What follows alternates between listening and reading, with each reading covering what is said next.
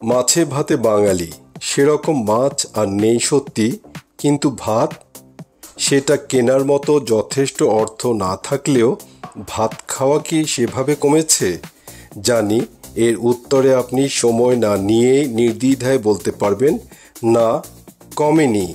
তাছাড়া আমরা কি প্রতিদিন পাতে বিশাল ঢালা ভাত না খেলে খাওয়াই শেষ হয়েছে এমনটা মনে করতে পারছি? সাবধান, কেননা এই অভ্যাসটাই হয়তো আপনার শরীরে ধীরে ধীরে ক্ষতি করে চলেছে। কিন্তু আপনি হয়তো পাল্টা প্রশ্ন করতে পারেন, ভাত তো আমাদের মূল খাবার, তাই না? এটা মেনে নিয়ে তারপর তাহলে প্রশ্ন ওঠে, বেশি ভাত খাওয়া আদৌ মন্দ কিনা?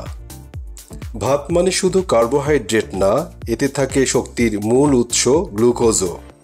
শরীর চলবে, মস্তিষ্ক কাজ করবে, মাংসপেশি শক্তি পাবে, এসবের পেছনে ভাতের অবদান অনেক। বিশেষ করে সেদ্ধ ভাতে ফ্যাট থাকে না বললেই চলে, আর সহজে হজমও হয়। তাই পরিশ্রমী মানুষের জন্য, আবারও বলছি, পরিশ্রমী মানুষের জন্য ভাত একরকম আশীর্বাদ। তবে সমস্যা কি জানেন? সমস্যা হয় তখন যখন আমরা মাত্রার বাইরে গিয়ে ভাত খাই। এক কাপ ভাতে থাকে প্রায় 45 গ্রাম কার্বোহাইড্রেট, আর বেশি ভাত মানেই বেশি গ্লুকোজ, আর সেটাই ইনসুলিন দিয়ে রূপ নেয় চর্বিতে। এর ফলাফল বলছি শুনুন। অতিরিক্ত ভাত খাওয়ার ফলে শরীরের ওজন বাড়ে, তারপর টাইপ 2 ডায়াবেটিসের ঝুঁকি বাড়ায়। অতিরিক্ত ভাত খেলে পেটের চর্বি বাড়ে। তাছাড়া এতে শরীর ইনসুলিন তৈরি করলেও সেই ইনসুলিন যথাযথভাবে কাজ করতে পারে না। বিশেষ করে আমরা যারা ব্যায়াম করি না, তাদের জন্য বেশি ভাত মানে একেবারে বিপদ। অনেকে ভাবেন সাদা ভাতই সব দোষের শিরোমণি। আসলে ঠিক পুরোটাই ঠিক নয়।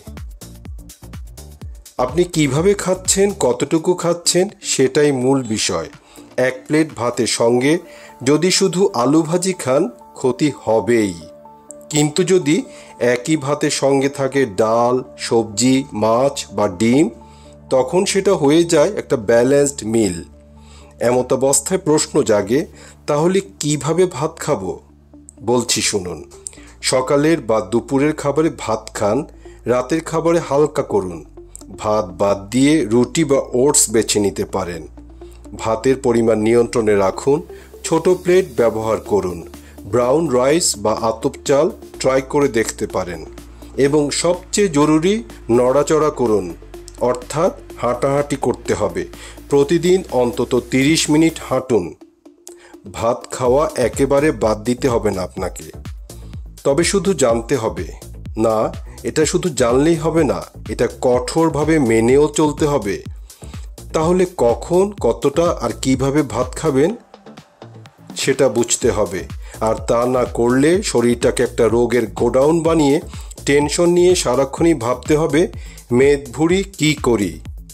অতএব বুদ্ধিমান খাদক হন, সুস্থ থাকুন, পরিমিত ভাত খান।